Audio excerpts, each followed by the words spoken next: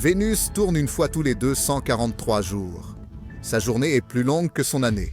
Cela la rend différente de presque tout ce que nous observons dans le système solaire. Ils nous ont dit que Vénus était morte, juste une fournaise de nuages toxiques et de roches en fusion. Mais que se passerait-il si ce n'était que la moitié de la vérité?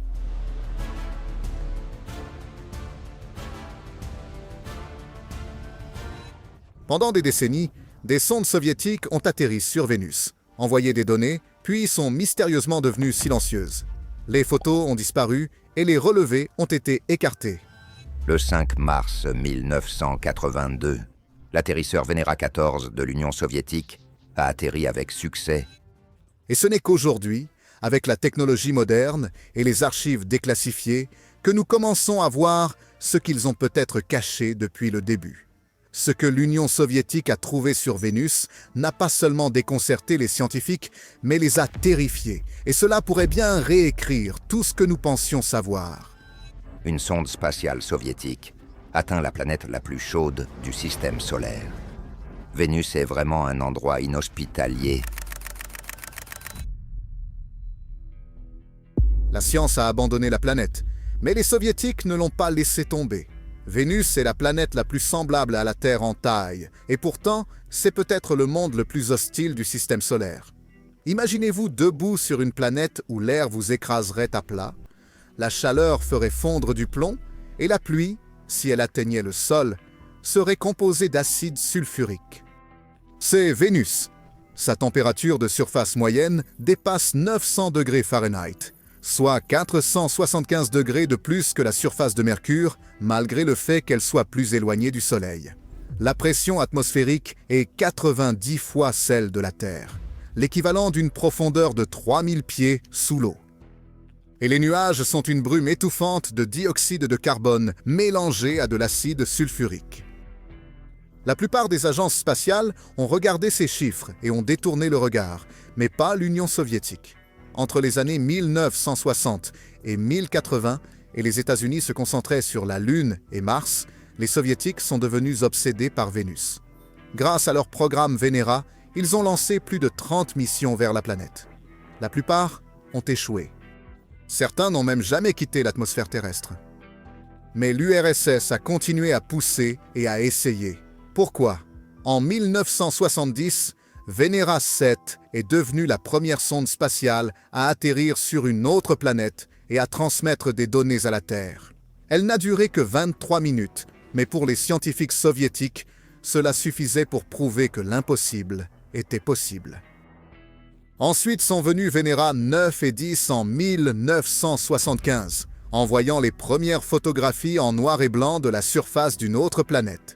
Les images montraient des pierres plates et fissurées, sous un ciel orange étrange. Le monde regardait avec étonnement. Pour la première fois, l'humanité avait vu le sol d'une autre planète. Mais les joyaux de la couronne du programme Venera sont arrivés au début des années 1980. Venera 13 et 14, lancés en 1980-81, étaient des monstres technologiques construits pour résister à l'enfer. Elles ont survécu plus de 2 heures à la surface de Vénus, bien plus longtemps que toute sonde avant elles. Ils ont renvoyé des images en couleur, des enregistrements sonores des vents vénusiens, et ont même effectué une analyse de la composition du sol avec des instruments embarqués. C'était le regard le plus direct sur une autre planète que l'humanité avait jamais réalisé. Et pourtant, la plupart de ces données ont disparu, discrètement. Contrairement à la NASA, qui publiait régulièrement des ensembles de données entiers pour analyse publique, l'Union soviétique ne publiait que des fragments. Des séquences entières de photos étaient manquantes, les métadonnées avaient été supprimées, les images partagées étaient floues, recadrées ou censurées. Et lorsqu'interrogés, les responsables soviétiques donnaient des réponses vagues, souvent écartant les demandes comme classifiées ou sans importance. Pourtant, les soviétiques continuaient. En 1984, la dernière mission soviétique vers Vénus, Vega 2, a été lancée avec seulement un atterrisseur, mais une sonde en ballon conçue pour flotter dans la haute atmosphère. Pourquoi des ballons? Parce que c'est là que les conditions ressemblent le plus à celles de la Terre. Les températures sont gérables, la pression est supportable. C'est là que certains scientifiques ont discrètement théorisé que la vie, si elle existait, pourrait se cacher. Puis, tout d'un coup, les missions se sont arrêtées. L'URSS s'est effondrée, et pendant les 4 décennies suivantes, l'exploration de Vénus est devenue presque inexistante. La NASA s'est tournée vers Mars. L'Afrique du Sud et le Japon ont fait des études atmosphériques, mais personne n'a posé quelque chose de nouveau, sauf les Soviétiques, qui avaient déjà atterri, pris des photos et mesuré d'étranges pics atmosphériques, et qui, curieusement, ne nous ont jamais raconté toute l'histoire. La question a hanté les scientifiques pendant des années, et maintenant, même Joe Rogan se demande pourquoi l'Union soviétique a-t-elle investi autant d'efforts dans une planète que tout le monde a abandonnée. Qu'ont-ils trouvé là-bas qui les a fait rester? La réponse pourrait ne pas se trouver dans ce qu'ils ont dit, mais dans ce qu'ils ont caché. La réanalyse de 2012 qui a tout changé. En 2012, une tempête a commencé à se former dans la communauté scientifique, déclenchée non pas par une nouvelle mission spatiale, mais par la réexamination de données soviétiques anciennes.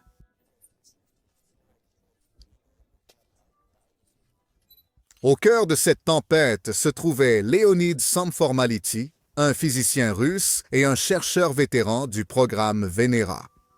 Ce qu'il a découvert rouvrirait des questions que les scientifiques pensaient être enterrées depuis longtemps et déclencherait l'une des affirmations les plus controversées de la science planétaire moderne. Samformality n'était ni un étranger, ni un théoricien amateur. Il avait travaillé étroitement sur les missions Venera pendant l'ère soviétique. Des décennies après la fin des missions, il est revenu sur les images de la surface de Venera 13, en particulier les clichés panoramiques haute résolution que l'atterrisseur avait transmis de la surface infernale de Vénus en 1982. La plupart avaient traité ces images comme des reliques historiques remarquables, certes, mais depuis longtemps dépassées. Samformality ne les voyait pas de cette manière. Ce qui a attiré son attention, ce sont 3 objets anormaux qui n'auraient pas dû être là, ou à tout le moins, n'auraient pas dû changer entre les cadres d'images.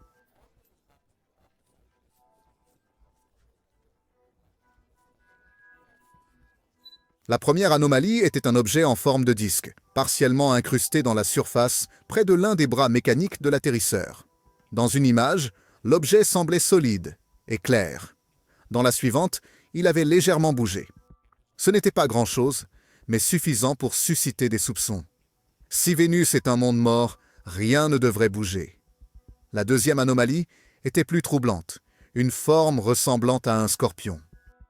Il avait plusieurs protubérances, presque comme des jambes, avec un corps qui semblait se courber le long du terrain craquelé. Samformality a remarqué que l'ombre de l'objet avait changé entre les images, s'allongeant et changeant de direction, malgré aucune modification de la position de l'atterrisseur ou de l'heure de la journée. Ce n'était pas un jeu de lumière. Quelque chose avait modifié sa forme ou sa position. Le troisième était le plus mécanique d'apparence, un éclat ou une plaque semblable à du métal vu sur une image près du bord d'un rocher, puis absent sur la suivante. Avait-il été déplacé par le vent? C'était improbable car l'atmosphère de Vénus, bien que dense, n'est pas connue pour ses vents violents en surface. Venera 4 est entré dans l'atmosphère de Vénus et a effectué les premières mesures de l'atmosphère d'une autre planète. Et même si c'était le cas, cette pièce semblait dense et solide, résistant au type de dérive que l'on pourrait attendre d'un fragment de papier ou de poussière. Dans un article publié par Solar System Research, Samformality a suggéré quelque chose que presque personne dans la science dominante n'osait proposer. Ces objets pourraient être des organismes vivants ou des preuves de mouvements actifs à la surface de Vénus. Il a fait attention à ces mots, mais l'implication était claire. Et ce n'étaient pas des problèmes de caméra, ni des pannes de capteurs. Ils ont montré un mouvement, une variation des ombres et des déplacements positionnels cohérents, avec la motilité, la capacité de se déplacer volontairement sur Vénus. Mais le retour de bâton est venu vite. Les scientifiques occidentaux et les sceptiques ont rejeté les découvertes comme des artefacts d'images classiques causés par des reflets d'objectifs, une floraison de capteurs ou de vieilles optiques soviétiques luttant dans une chaleur intense. Ils ont soutenu que les conditions difficiles détruiraient toute structure biologique en quelques secondes. Après tout, les sondes Venera elles-mêmes n'ont duré que de quelques minutes à quelques heures avant de succomber. Alors, qu'est-ce que c'était? 1. Un dysfonctionnement de la caméra qui a imité par coïncidence un mouvement réaliste? Une distorsion environnementale due à la réfraction de la chaleur? Ou bien quelque chose de petit, d'extraterrestre et de mobile a-t-il traversé le champ de vision de l'atterrisseur Venera? La théorie de Xanfomality ne prétendait pas à la certitude. Pour Joe Rogan, cela a soulevé une question impossible à ignorer. Si Vénus est morte, pourquoi les images montrent-elles des choses qui bougent? Et peut-être encore plus effrayant, qu'est-ce qui se cache dans ces vieilles photographies soviétiques que personne n'a jamais pris la peine de regarder 2 fois? Les réponses commenceraient à émerger l'année suivante dans une archive à laquelle personne ne s'attendait. Les fichiers qu'ils ont cachés, les photos déclassifiées de 2020 provoquent de la panique. En 2020, une archive de l'époque soviétique à Moscou a discrètement ouvert ses portes à un nombre limité de chercheurs dans le cadre d'une initiative de déclassification.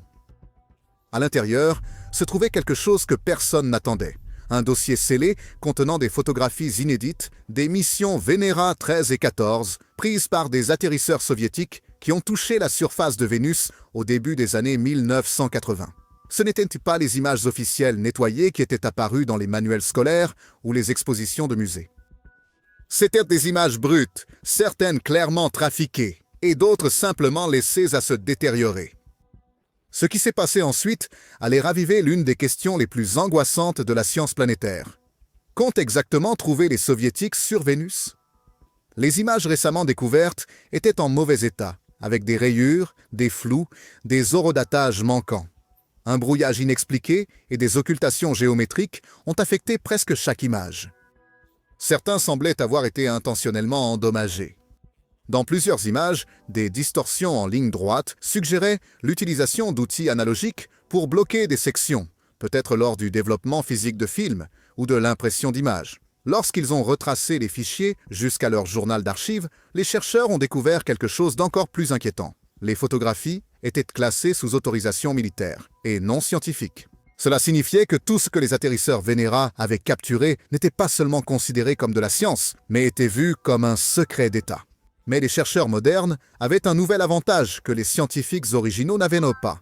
Des outils d'amélioration d'image alimentés par l'intelligence artificielle capables de clarifier les données à basse résolution ou corrompues. Lorsqu'ils ont commencé à alimenter les images brutes dans des filtres neuronaux et des restaurateurs numériques, quelque chose d'incroyable et de troublant a émergé de sous le statique. Sous le bruit, les analystes ont commencé à identifier des textures cellulaires sur des formations rocheuses. Il s'agissait de clusters qui semblaient se répéter dans des motifs structurés, ce qui n'est pas typique de l'érosion ou de l'accumulation de minéraux. D'autres ont repéré des filaments en forme de branches, fins et ramifiés comme des ifs fongiques ou des formations coralliennes, courant le long des bords des plaques vénusiennes.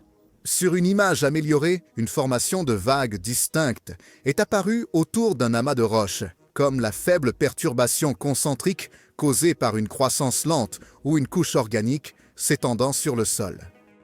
Ce n'étaient pas des formations aléatoires, elles montrèrent de l'organisation. Joe Rogan ne pouvait s'empêcher de se demander pourquoi cette photo avait été enterrée et pourquoi elle n'avait pas été publiée en 1982. Et plus important encore, que savaient les Soviétiques à l'époque? Il a abordé le mystère directement, disant que si ces images sont réelles et qu'elles ont été prises il y a des décennies, alors le monde a manqué 50 ans d'informations. Parce que si des textures biologiques et des mouvements étranges ont tous été enregistrés par les missions Venera et s'ils ont été intentionnellement enterrés, cela signifie que l'humanité a peut-être eu sa première preuve de vie extraterrestre, non pas de Mars ou Europa, mais de Vénus, et cela a été ignoré, ou pire, dissimulé. Mais ce qui était peut-être le plus troublant était une seule image de la série Venera 14, montrant une fine plume de gaz s'élevant d'une fissure déchiquetée dans le terrain. Ce que c'était a choqué tout le monde. L'indice de phosphine, un gaz fantôme qui ne devrait pas exister. En 2020, quelque chose d'étrange est apparu des nuages de Vénus qui a enflammé le monde scientifique et brisé des décennies de silence. Des astronomes, utilisant des radiotélescopes à Hawaï et au Chili, ont détecté des signaux faibles mais constants de gaz phosphine dans la haute atmosphère de Vénus. Les astronomes ont détecté le gaz phosphine, pH3, sur la planète Vénus. Pour une oreille non avertie, cela pourrait sembler banal. Mais pour les astrobiologistes, c'était un événement bouleversant. Parce que sur Terre, la phosphine signifie presque toujours la vie. Mais qu'est-ce que la phosphine et pourquoi est-ce important? La phosphine est un gaz toxique et incolore. Il est inflammable, corrosif et mortel pour les humains à forte dose. Mais ce qui le rend scientifiquement inestimable, c'est son origine. Sur Terre, la phosphine est presque exclusivement produite par des organismes anaérobies comme les bactéries qui vivent dans des environnements sans oxygène, comme les marais, les égouts ou les intestins des animaux. Ces microbes n'ont pas besoin de lumière du soleil ni d'oxygène. Au lieu de cela, ils survivent en décomposant la matière organique dans des conditions sombres et dures, et ce faisant, ils libèrent de la phosphine comme déchet. Vous pouvez fabriquer de la phosphine dans un laboratoire, mais cela nécessite une haute pression, une chaleur extrême et des conditions hautement réductrices, du type que l'on ne trouve généralement pas dans la haute atmosphère d'une planète comme Vénus. Alors, quand les télescopes ont détecté un pic d'absorption spectrale dans les nuages vénusiens, un pic correspondant à l'empreinte chimique unique de la phosphine, cela a soulevé une question à laquelle personne n'était préparé à répondre. Qu'est-ce qui pourrait bien produire de la phosphine dans le ciel d'une planète infernale comme Vénus? 3 ans après cette découverte de 2020, un des chercheurs examinant discrètement les images déclassifiées de la mission Venera est tombé sur quelque chose de bizarre.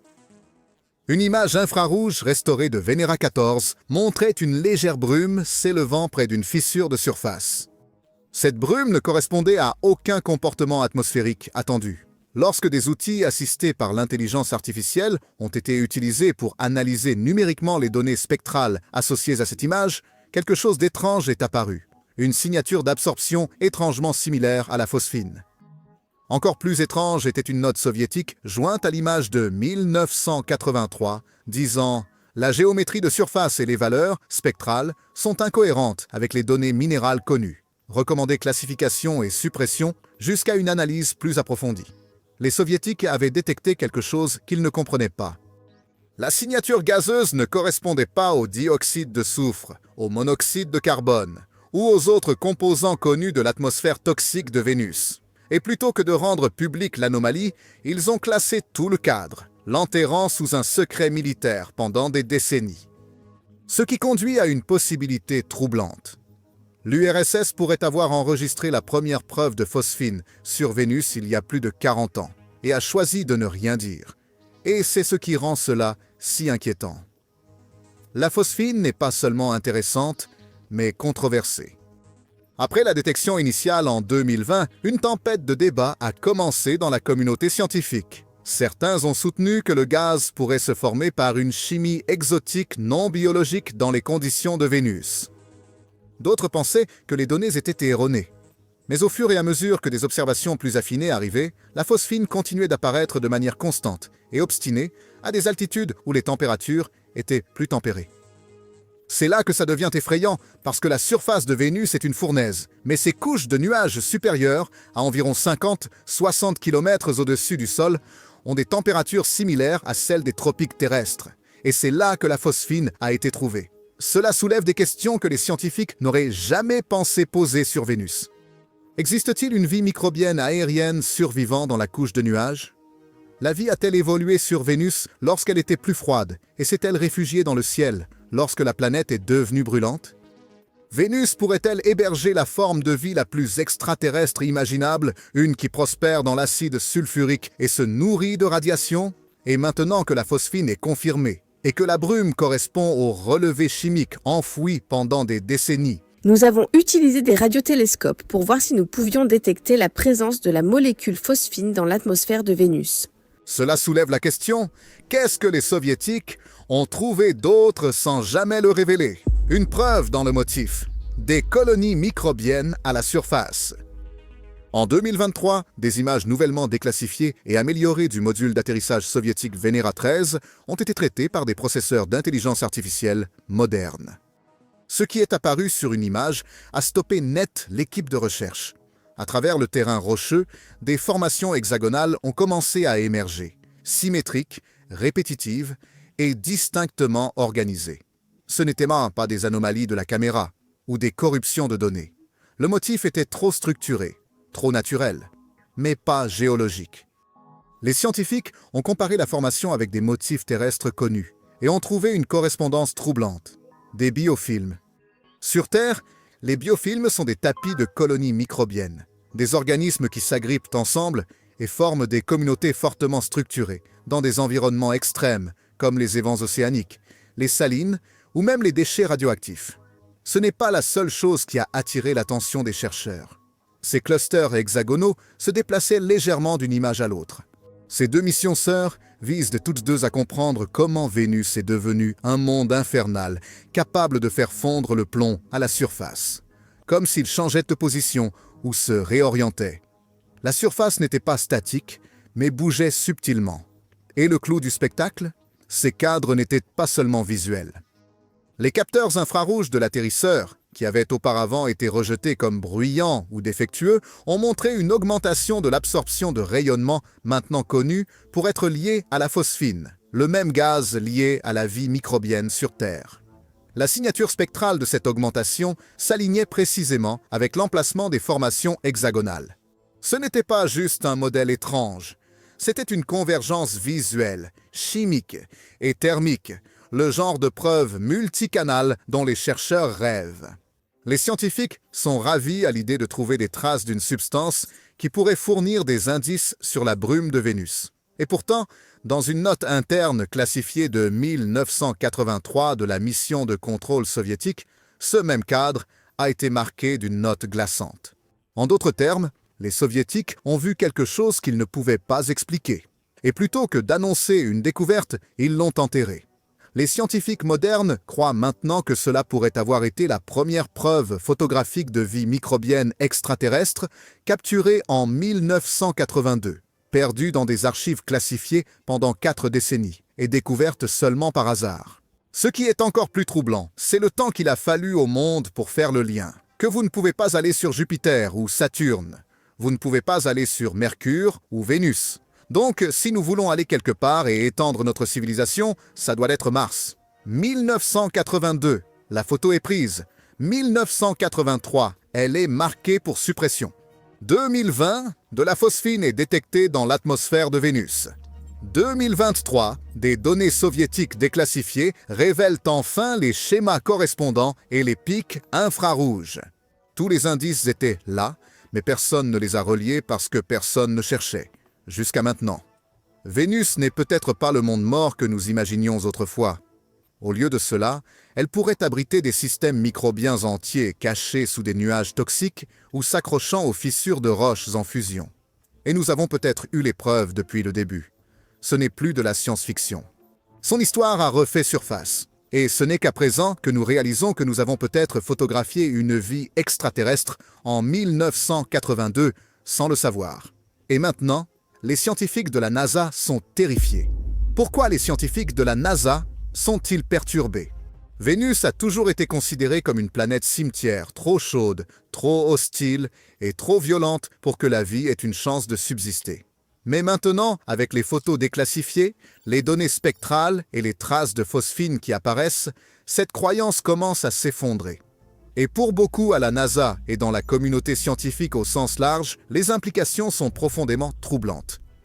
Si une vie microbienne ou même des indices de celle-ci peuvent exister sur Vénus, une planète avec des températures de surface assez chaudes pour faire fondre le plomb, des nuages imprégnés d'acide sulfurique et des pressions qui écraseraient des sous-marins, alors toutes les suppositions sont annulées. Cela signifie que la vie n'est ni délicate ni rare. Cela peut être résilient, adaptatif, et bien plus fréquent que quiconque n'osait le croire.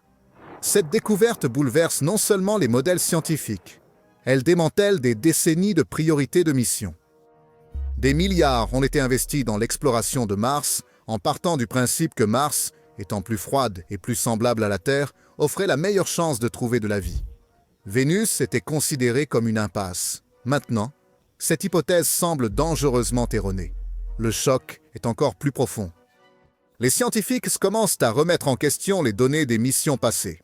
Si l'Union soviétique a enregistré des signes de vie dans les années 1980 et les a mal étiquetés comme du bruit ou des erreurs d'instruments, combien d'autres missions ont pu faire la même chose? Cela signifie que de nombreux indices ont été ignorés, non pas parce que les données étaient incorrectes, mais parce que nos attentes l'étaient. L'idée que la vie extraterrestre ait pu être découverte et enterrée il y a 4 décennies est plus que frustrante. C'est un appel à se réveiller. Le processus scientifique n'est pas à l'abri des biais. Pendant la guerre froide, le secret et la fierté nationale prenaient souvent le pas sur la collaboration mondiale. Mais même aujourd'hui, la politique, les pressions financières et la perception du public peuvent diriger la recherche loin des vérités dérangeantes. C'est pourquoi certaines voix, comme celle de Joe Rogan, posent des questions difficiles. Si les preuves de vie ont été rejetées parce qu'elles ne correspondaient pas à un récit bien défini, alors nous les avons manquées parce qu'elles étaient enfouies. Il y a aussi une préoccupation réelle et immédiate concernant la contamination.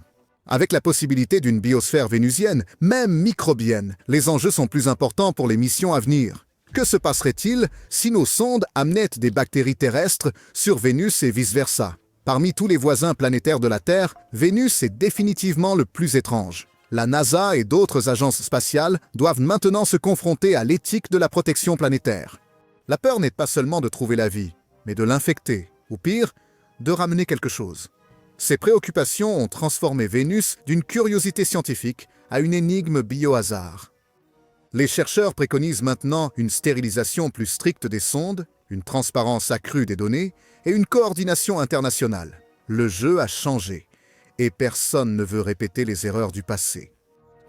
Les scientifiques de la NASA ne sont pas inquiets parce que nous avons trouvé de la vie. Ils sont inquiets parce que nous l'avons peut-être trouvé il y a longtemps et ne l'avons jamais remarqué. Que se passe-t-il maintenant? La planète Vénus est incroyablement belle. Le seul problème, Vénus est un enfer. Le soudain regain d'intérêt pour Vénus a bouleversé le monde scientifique, et la course à l'espace s'ajuste en conséquence. Après des décennies de quasi-silence, Vénus est de retour sur la carte, et cette fois, les missions ne concernent pas seulement la géologie ou la pression atmosphérique. Elles concernent la vie.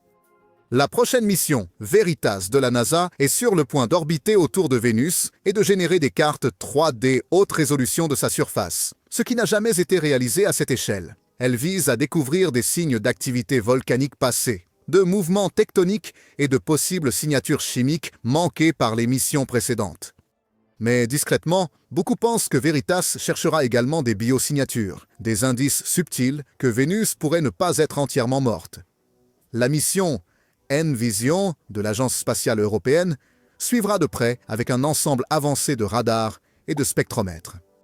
Il prévoit d'explorer l'atmosphère et le sous-sol de Vénus, en étudiant les compositions de gaz étranges et en revisitant les pics spectraux initialement rejetés par les senseurs de l'époque de la guerre froide.